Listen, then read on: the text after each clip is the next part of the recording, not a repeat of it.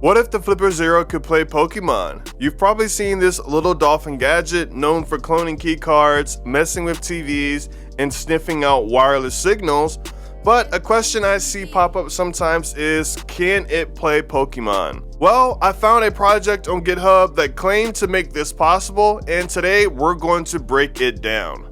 Okay, a quick recap if you're out the loop. The Flipper Zero is this little multi-tool for hackers and tech nerds. It's made to play with all kinds of digital and radio signals. It was really never meant to be a Game Boy, but you know how the internet is, that's not going to stop anyone from trying. But after a quick search on GitHub, I found a project that is a little unknown, and it's supposed to be a Pokemon battle simulator, kind of like Pokemon Showdown. The dream is a tiny pocket-sized Pokemon battler, but the reality, a completely different story. But anyways, I grabbed the files, fired up my Flipper, and got ready for what was either going to be the coolest mod ever or a total waste of my time. Unfortunately, this really wasn't just a drag and drop. There was no file ready to go, so I had to download the entire repository and then build it myself, which I ran into a ton of build errors just trying to get the app to appear on the Flipper, which is definitely not a good sign. But after a ton of edits, I was actually able to get it to compile. So let's check it out. Well, here we are, the moment of truth. Is this going to be amazing or a total train wreck?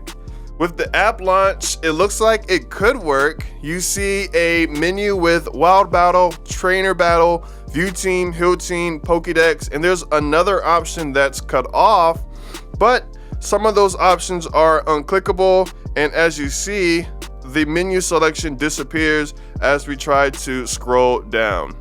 And if we click on Wild Battle, it shows two random Pokemon. It wants us to hit OK to select a move, but we cannot see any of the moves or any Pokemon. But let's just click OK, and there we go. So as we see, no Pokemon, no option to see the moves, and if we go back and click on View Team or Heal Team or Pokédex, nothing happens.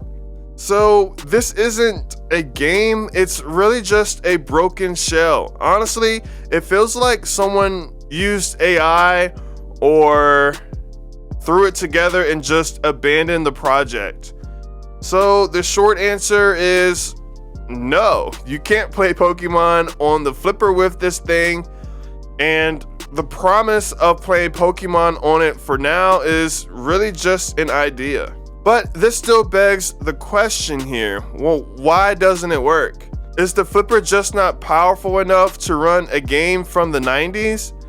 Well, actually, the hardware isn't the problem here. The Flipper has a total of 256 kilobytes of RAM, and while the operating system uses some of that, there's still just about 140 kilobytes of RAM left for applications.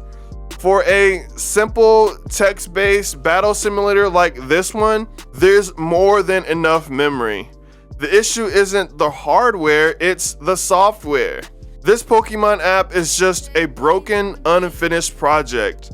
The code is a mess, which is why it's so buggy and completely unplayable. I'm definitely willing to bet it was made with AI, and that's likely why it isn't working.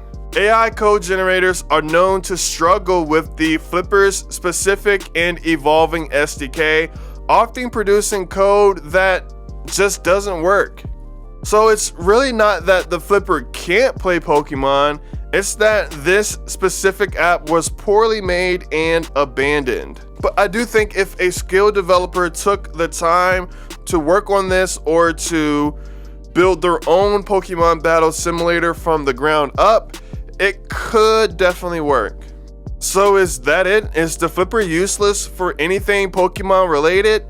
Not exactly, because while you can't play a Pokemon game, you can do something that's way more interesting and actually works.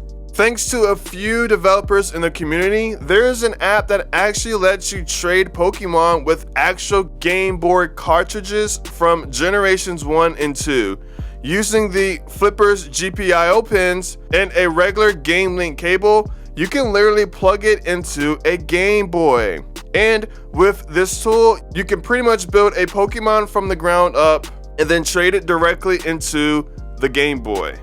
You can even send a Pokemon from your game to the Flipper, tweak it, and then trade it back. And this is the real magic of the Flipper Zero. While it's not a gaming console, it's still a pretty cool tool for messing with other pieces of tech in really cool ways. So to wrap it up, can you actually play Pokemon on the Flipper Zero? The real answer is no, at least not with the apps that are floating around right now. But honestly, the truth is more interesting. The hardware is capable, but this particular app is a dud, likely a failed AI experiment. The Flipper isn't some magical spy gadget that can do anything, but it is an incredible tool for learning and experimenting. That Pokemon trading app is a perfect example of what the Flipper is really about. So yeah, it's not the pocket Pokemon machine you were hoping for, but what it can do is still pretty cool. What other Flipper Zero myths should I bust next? Drop your ideas in the comments below. And if you really like this reality check, maybe subscribe for more. I'm Jay Blanked. Thanks for watching. Peace.